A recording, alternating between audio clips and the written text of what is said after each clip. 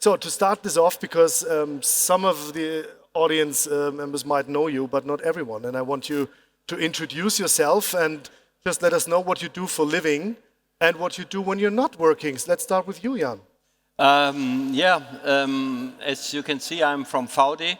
We are an outdoor brand located near the Lake of Constance, and I'm in charge, among others, of the sustainability subject, it is written here, CSO. I'm also in charge of sales and logistics, so I'm a member of the board at Vaude. And when you're not when I'm not in the company or working for the company, I like to do all kinds of outdoor and mountain sports like skiing, hiking, cycling, whatever you can imagine. There's a lot you can do. You can easily see it on your T-shirt as well. Okay. Yeah. Armin, what about you? Yes, my name is Armin Leises. I'm here from Luxembourg, and I'm the founder and the CEO of Waves. We make sustainability visible. We build up a sustainability management platform to enable experts, managers, to steer their companies more in the direction of sustainability. And maybe later on we will have much more time to talk about it. And when I'm not for Waves, then I'm a musician. I am a trumpet player. I play in a soul funk band and have a lot of fun at stage, but also improvisation, music, and other very nice things. I can tell that it's true. When we had our briefing call, I saw a lot of trumpets in the background, so it's very, very nice. And didgeridoos. Yes. Matthias, how about you? Yeah, warm welcome also from my side. I have, how to put it, 3 hats on. In one life, I am a professor at the University of Fau-Erlangen Nürenberg, where I teach strategic and sustainability management. I'm also responsible for the sustainability strategy of our company. In my second life, I'm working with companies. I've been consulting with companies for over 10 years on sustainability strategy, sustainability reporting, and I'm also in Brussels quite frequently as a so-called technical expert when the European Union is working on new regulation, giving, let's say, the company and the academic perspective. And so there's not much time left for doing other things. No. There's one more thing left, because we could also have put him on the sports panel this afternoon. That is true. Because he's in the advisory board of the Football Club of Nuremberg, right? Right. I'm on the board of the 1. FC Nürnberg, but that is something you do not automatically mention. You sometimes like to hide, so... So let's leave it there. Staying with you, Matthias, well, because we're talking about sustainability and we want to focus on sustainability in commerce and on our professional lives. But I'm really interested in what are you doing, maybe the one thing to make your life more sustainable also privately. I think this is also something that is connected to how we shop and whatever. What do we do in our private life? Well, one thing I do is I hardly ever turn on the heating. What? So even during winter time, I think you can just put on another sweater and you're fine. So this is one of my easy approaches to being more sustainable. Okay, how about you, Jan? What is it? Well, one thing is that I normally go to work by bike, which is 18 kilometers one way. So 80? 18, not 80. Okay, 80. 80 years old. 80 would be tough. Armin, how about you? What is it? 2 things. One, that I'm vegetarian since more than 35 years. And the other thing is in Luxembourg, all the trains and buses are for free. So it's very, very easy to use it. That's a good example as a first thing to maybe change, right? Make trains for free for everyone, public transport. Okay. Thanks for that. That's very cool.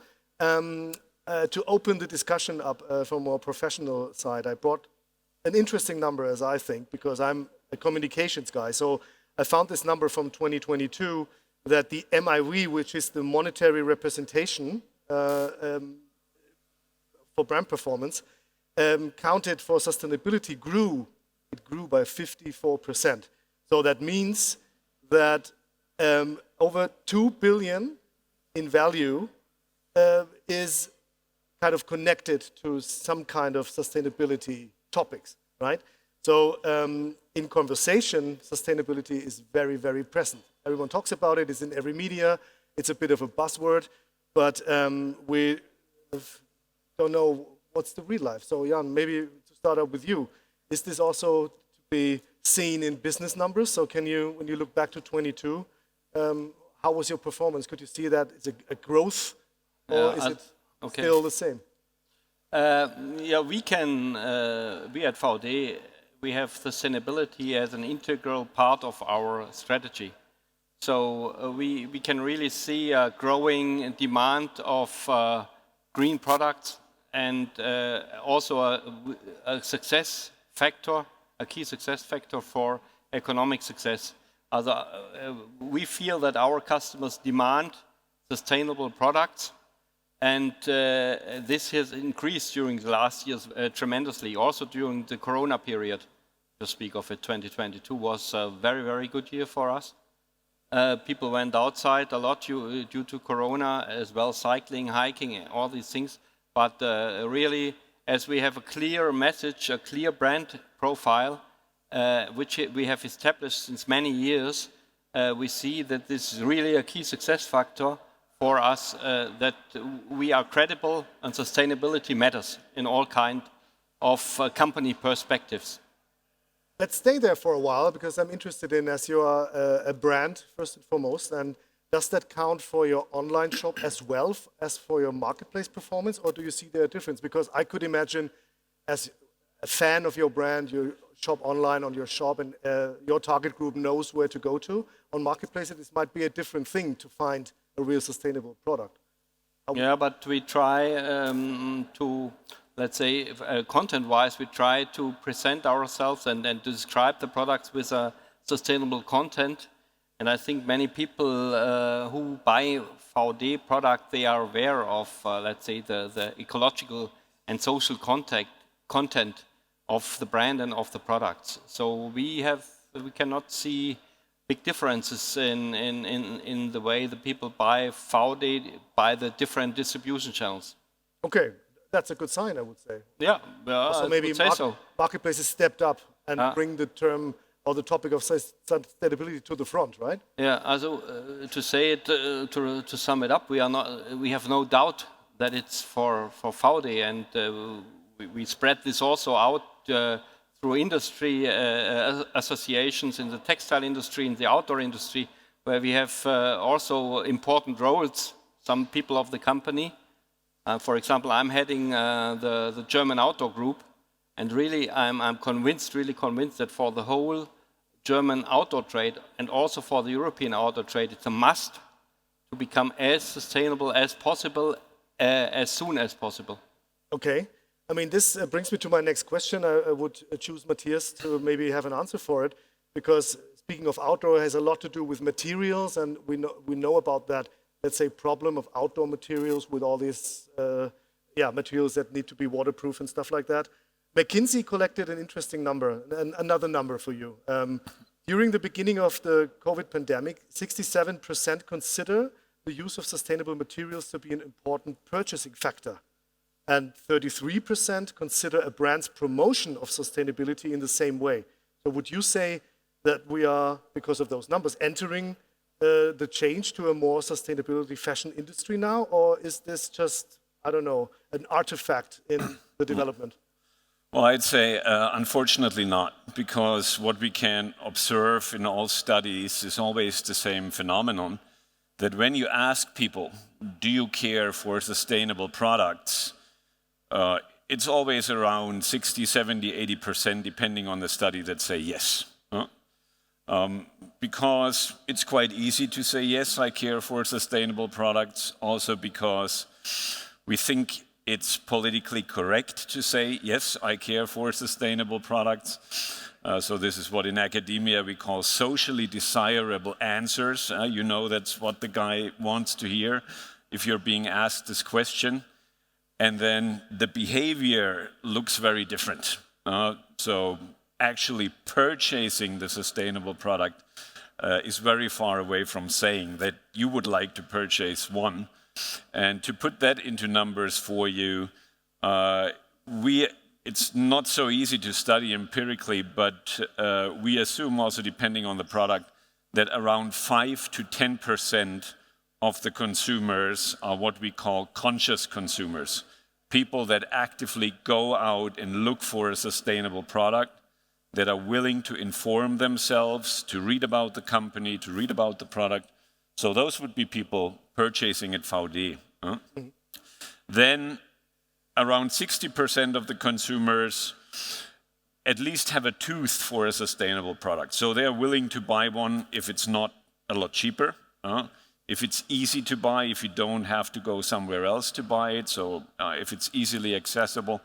And around 20 to 30% of the consumers are fully immune to social or environmental messages. Those you will not reach, those driven by price and quality considerations, but nothing else.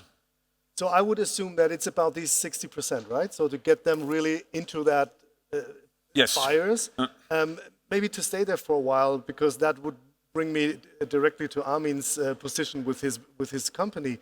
What's one of the factors to close that gap? Is it more information? Is it more transparency? Would be with you then? Is that something that is still, let's say, in children's shoes? Do you say that?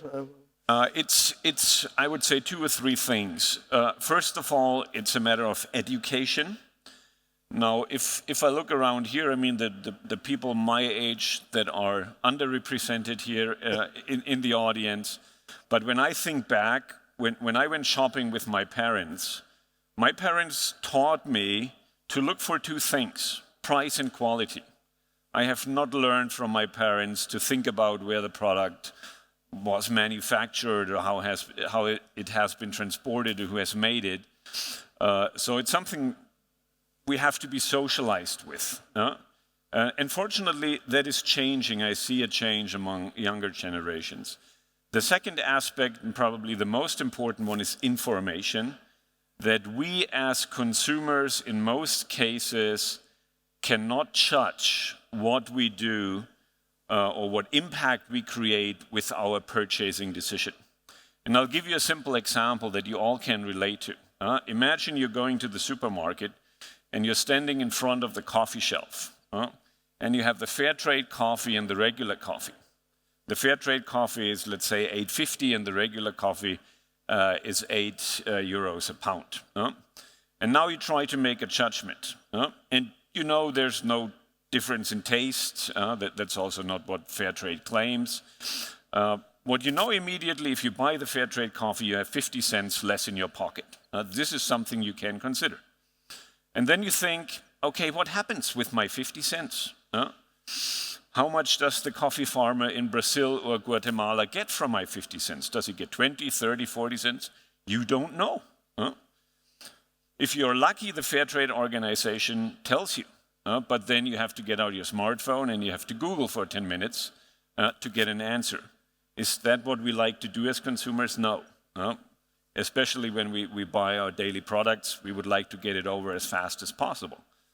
So getting the information easily to the customer is really crucial. Yeah, I mean, there's a lot been going on at the moment, but surely not enough.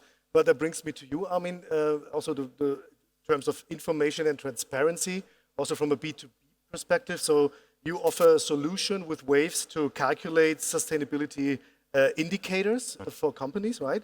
So how do you look at these numbers and this specific topic with, let's say, educating the consumer in the end? And and also coming back to the growth factor, how much did you grow and maybe profit from the development of the sustainability segment?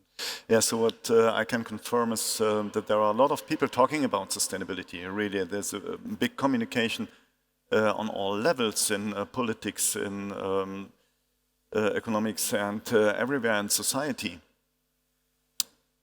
But there are a few who really act, and so that what I want to focus on you is on the one hand, you are consumer, yes, and that what Matthias said is totally right. But on the other hand, you are also a responsible acting manager expert in your company, and that is where we focus on. So to build up transparency in your daily work, and there is negative impacts on sustainability. And when we talk about sustainability, we need to look to the definition. It's the balance of ecological, social, but also economical aspects. So please consider that. And with our sustainability management platform is the idea really to build up reliable indicators based on the real data from, many of you are in e-commerce, so a lot of data are available, but we need to collect them and then calculate the indicators right, so that you as a responsible acting manager or expert, that you can decide, for example, where do I purchase all the materials or the clothes, which kind of logistic service provider I use, where is the production side and so on. This kind of transparency is necessary. Then a corporate, a company could talk about sustainability. Maybe over to you, Jan. I mean, we talked about that coffee shelf example, right? So let's say we have a Vaude t-shirt for 15 euros and just another one for 12. So what is possible? It's impossible. More expensive. So another example. But this is important. This is important. Exactly. Explain it to me. I mean, it's important. I think we are all working in the textile industry, and I think in general textiles are much too cheap, and the awareness of cheap textile is very common, and we have to get out of this trap, and therefore really I think it's necessary to push this escape from the trap also by regulations, that really create a common, let's say, playing field, like we call it, a level playing field, and that avoids that we can bring super cheap textiles on the market. And therefore we are totally in favor of regulations on the European level, also for players that come into Europe, like Shein was mentioned before. Yep. We really have to protect, let's say, the environment and our future by regulations and push the price level up so that everybody can afford the investments into sustainability, because there are investments necessary in all kind of aspects, especially in the supply chain. Matthias, you were nodding when he talked about regulations. Do you agree? Yes and no. Because there's always, and we've seen that in the past, there's always a limit to regulation. Especially in a global marketplace, it is hard to regulate everything. Companies, unfortunately, are very good at finding loopholes. There's always a hole in the regulation. It is never perfect. And so I think regulation can be a basis, but what would be better and more desirable also from a market perspective is if sustainability was not seen as a regulatory issue, but as an issue for differentiation, and appreciated as such by companies and by the consumer. But we are certainly quite a bit away from that still. Yeah, unfortunately, that's right. Jan, you mentioned it. I mean, of course, it's about the future and about caring the environment, not only making money, right? And maybe we all know that, but the fashion industry is responsible for the production of up to 10% of the global carbon dioxide output, for example, and 300 million tons of plastic produced globally every year. I mean, that was communicated by the United Nations Environment Program. So just to be sure that this number is right, it's not from my end, right? So, I mean, regarding those numbers, you can really lose energy to work on that, because it's such a huge thing to cover or to turn around. If someone approaches you saying, "Hey, can you give us advice what we can do?" What is the first? What would you say? I mean, regarding these numbers, it's a long way to go, right? It's a long way to go, and different aspects you told already. So the biggest impact on climate change has the carbon emissions. So the first big thing is to use renewable energies. To go to your energy service provider and ask them for renewable energies. That's one big thing. The other big thing is look at your logistics. Now a T-shirt turns around the world 3 times before it comes here. So look you also, especially in your position, look very, very close to the different logistic aspects. And not only talking about carbon footprints, it has obviously the biggest impact on climate change, but the other point is also water consumption.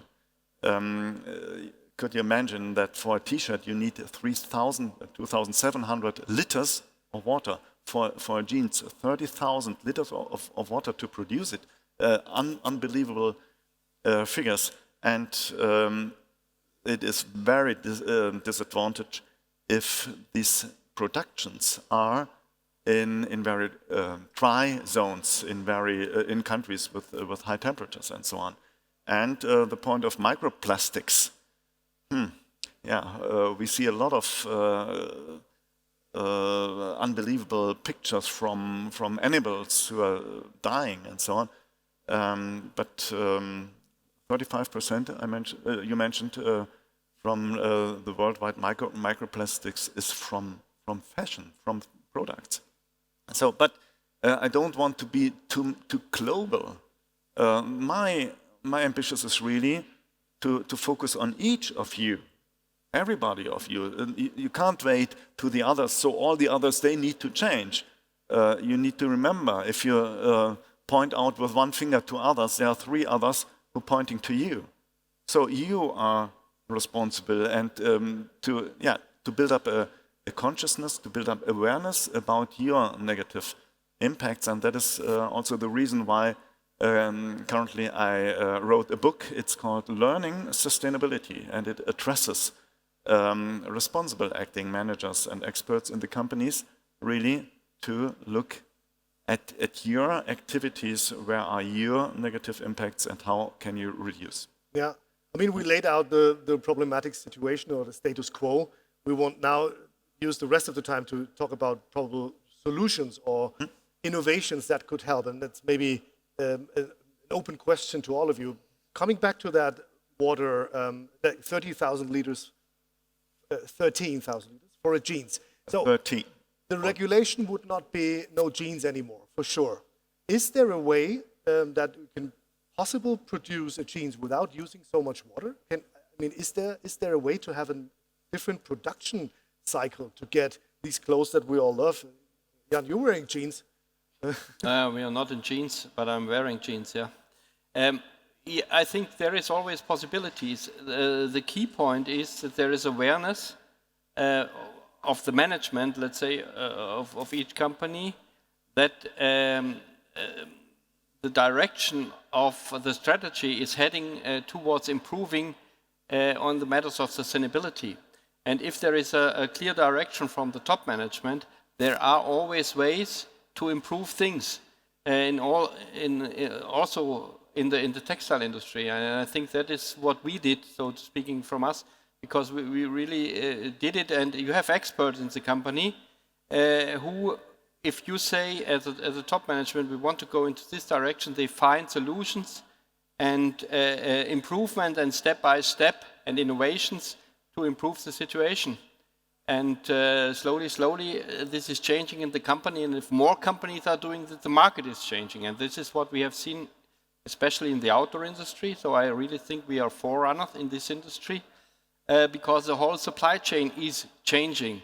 You get more offers for, let's say, recycled materials, to say one thing, or these things, or bioplastic trims for the jackets, and so on and so on. Also, the important thing is to change the direction and to clearly have the idea to improve things, and not only just looking for the next term and the next quarter and improve, let's say, the margin. Yes, that would address the top management or the founders and leaders of the companies to change their strategies or directions. Coming back to the consumer, I want to talk about circular fashion a bit, because jeans, for example, or outdoor clothes are long living, nearly everlasting, as Levi's advertised in the 80s, right? Or was it Wrangler? So nearly everlasting clothes. You can use them and reuse them, you can keep them, or you can just bring them back. So it's a consumer decision again, if you want to have something that was already worn, that is coming back into a circular fashion cycle, so to speak. So, or to repair clothes. You are also like Patagonia, another company that's a forerunner in kind of sending in your broken jacket and they will repair it. So from a business perspective, is that helping to build really an asset that makes the difference? And it's also explainable because, hey, send it back. We send it back to you. Keep your most beloved jacket because we'll repair it. You don't have to buy a new one. Could that be one thing that changes it bit by bit, Jan? Shall I? Yeah. Yeah, it can be, but you mentioned it also. It's my decision as a consumer. Do I throw it away or do I send it back? There is no necessity, legal necessity, to bring it into a, let's say, an organized textile circle. So less than 1% of our textiles are being used in textile recycling. And we are producing millions of tons of textile each year in Germany. So this is what I mean. There should be an organized recycling circle, which I have as a consumer to enter, like we have it with glass or with plastic, but we don't have it with textile. So that's the first step. And if all the partners in such a cycle, because it cannot only be done by the consumer or by the textile industry, you have the collectors and so on.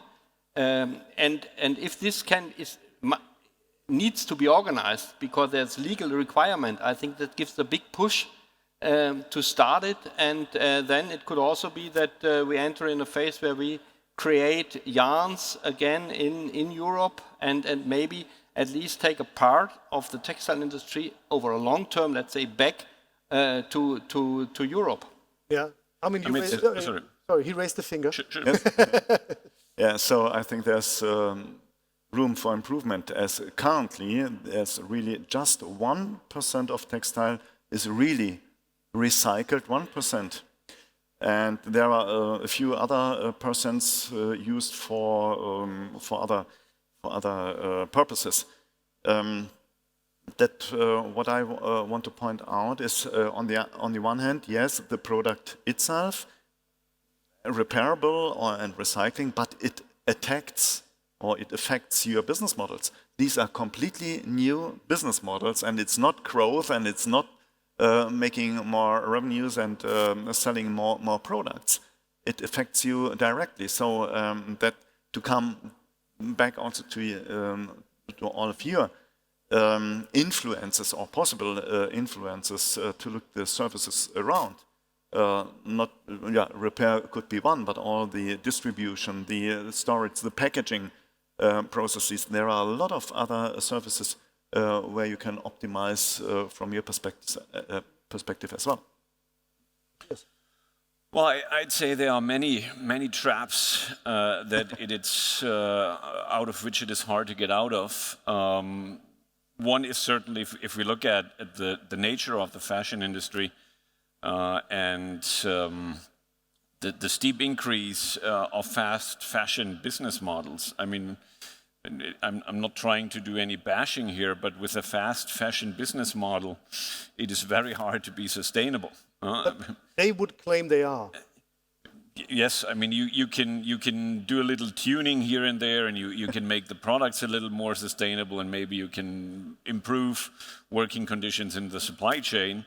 But if you try to sell so and so many collections per year, I mean the lifespan of a product naturally is very short, and you're trying to put out so and so many products a year, which inevitably leads to production, no matter how sustainable it is.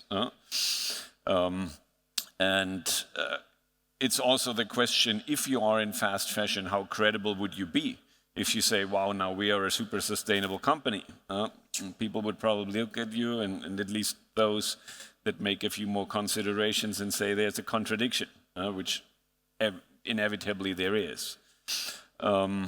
And then we come back to the consumer. And the consumer has been accustomed to being able to buy a t-shirt for €5 or less. So to re-educate, and I don't like the word, but to re-educate the consumer to say, it's no longer possible. You now have to spend 10 or 15 or even €20 for a t-shirt is very difficult. And as I said before, most consumers are not willing to take that step, and they are now used to buying, I don't know, everything new every month. If you look at the lifespan of the average textile product, it has gone down like this in the last 20 years. And I don't know by how much, but it's only a fraction of the time that we had before. And to change those underlying business models is going to be very, very difficult. Yeah, I mean. Yes. I want to bring up one other point, is the regulation. So from the EU, there's a new initiative starting from 2025 about circular economy in fashion. So that will affect, and like all others. So I'm in sustainability since more than 20 years. And very, very long time, I hope to find a lot of intrinsic motivated people.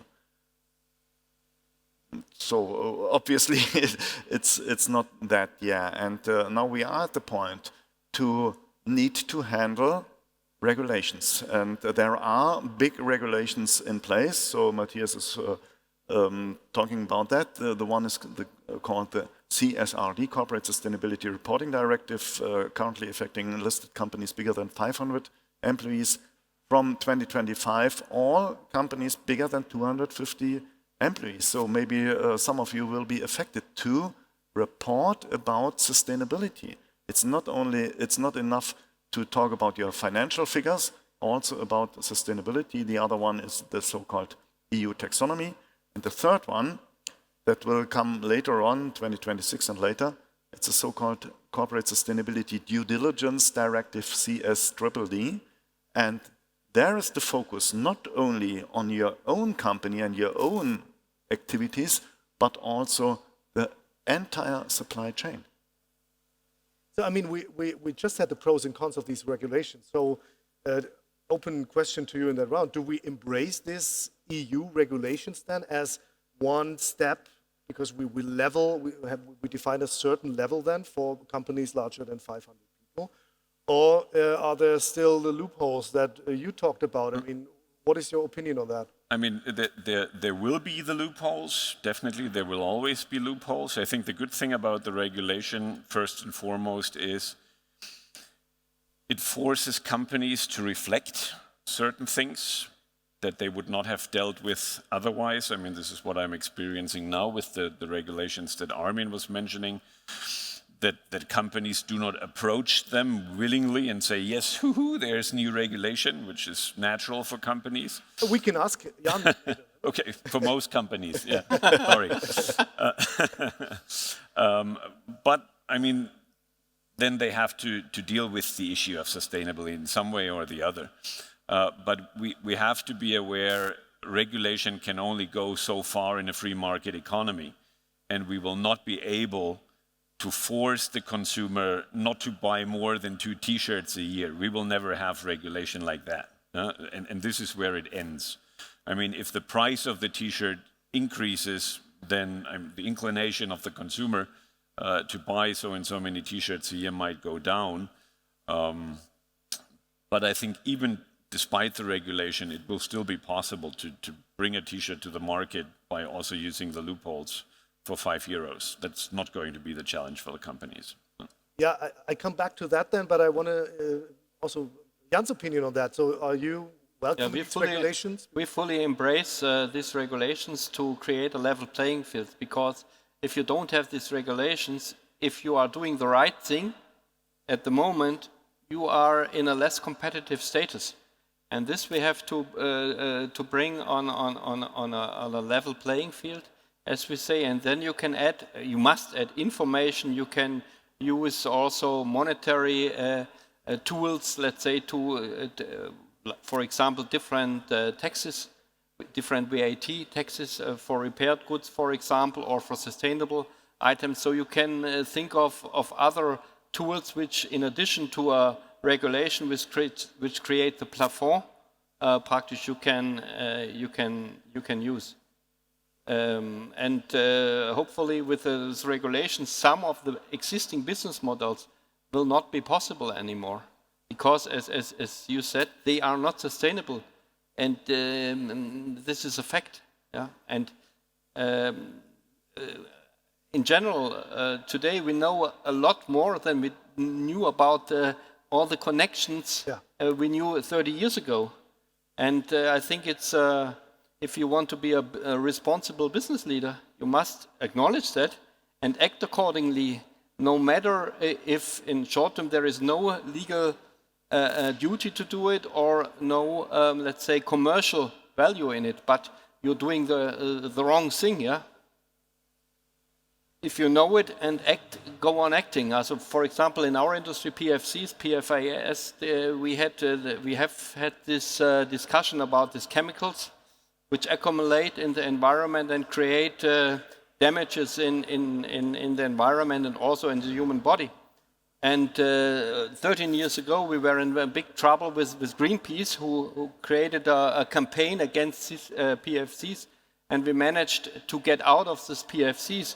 And now, 13 years later, we have the discussion if we should, let's say, legally ban it, like, for example, Norway had done it years ago. And we said years ago, we don't use it anymore because we are aware of the damages. And there are alternatives which are not easy to grab, but which are possible to grab. And it's a matter of, let's say, management direction again. You go this path or you continue as long as possible till you are really forced by law or by your consumers, maybe, because you don't want to see disabled babies in Bangladesh due to your production facility. You don't want to see this on TV, and your shareholders also don't want to see it. I mean, it's a bit the thing, as long as the cow gives some milk, right? So you're not willing to change it in the first place. I want to one more time come back to that EU regulation, maybe, Matthias, because I've really a question that just came up during the discussion. It's an EU regulation. Right. Does that mean it covers all in Europe manufactured and produced clothes, or is it also import-export thing? So, for example, is Shein or all the other fast fashion players coming from China or Asia somewhere still able to bring mass products very cheap in with certain certificates, or does that change as well? That changes as well. It depends on the size and the nature of your business. So at the moment, we only have a supply chain law for German companies. We do not have a European supply chain law yet, and this German supply chain law only applies to companies that have more than 1,000 employees in Germany. Okay. So for other companies, it doesn't have any implications. The European law goes further, and I mean it's still in the making, and there are discussions going on between the different parties. But I would assume, as it looks, it will become relevant for all companies with more than 500 employees in the European Union, and for companies that have a turnover larger than 150 million euros outside of the European Union doing business in the European Union. Okay. So even a large, let's say, Chinese company or from wherever would become subject to this new regulation.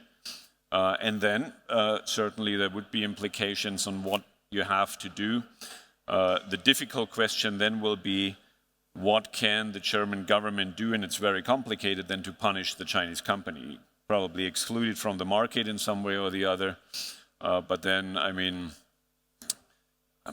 I don't want to explain how to loophole But that opens other problems, right? I mean, those regulations. But I mean, you just set up a daughter company in China that is smaller, which handles the export, and you're fine. So yeah, this is what I'm saying. And you don't need to be a rocket scientist to find those loopholes. And this is why there's always limitation to regulation. Yeah, let's try to find a way to close the loopholes then. We're coming to an end, unfortunately. This is really amazing what we're talking about. I want to have one last round of like famous words of one last advice. So I always, for me, in my little world, I compare this situation a bit to the food market and the share of organic food and how much you talk about it. And in my bubble, everyone is like into it. And the real numbers are, it's not more than 15%. Yeah. So there's this gap still. And there is maybe a tipping point out of all the things we discussed of strategic changes in the companies, of maybe new developments, new technologies that open up the ways to make it more transparent, to re-educate people, right? So maybe one last sentence from all of you, beginning with you, Jan. What would you need to overcome this tipping point and make sustainable fashion the new normal? So maybe that one thing, that's to start with. Oh, well, do you want to ask somebody else so I can reflect? Pass it on, it's fine. There's one tipping point. That's very hard to say.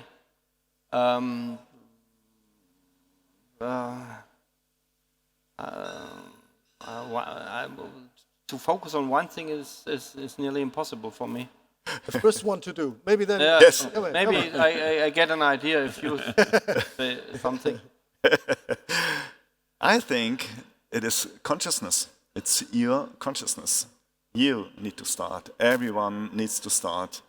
And yeah, Greta Thunberg said, time to act is now. And we talked a lot about targets and what needs to go. But if everyone starts, then we can move on. And you can see this regulatory as a burden. But on the other side, there are also a lot of advantages when you see the point you are at the front of the customers. The demands may be increasing over the years.